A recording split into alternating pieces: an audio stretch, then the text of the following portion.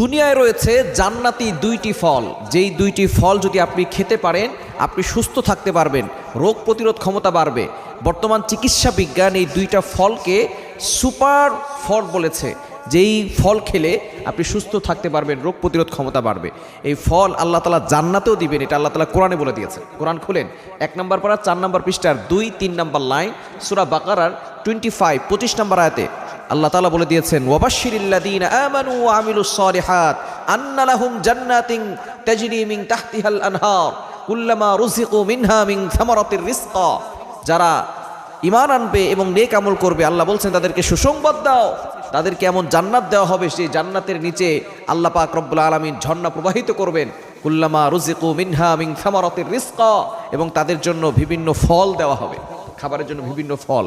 তার ভিতরে অন্যতম দুইটা ফল, যেই দুইটা ফল জান্নাতে দেওয়া হবে, এই মানুষগুলো তখন বলবে এগুলো তো আমরা দুনিয়াতেই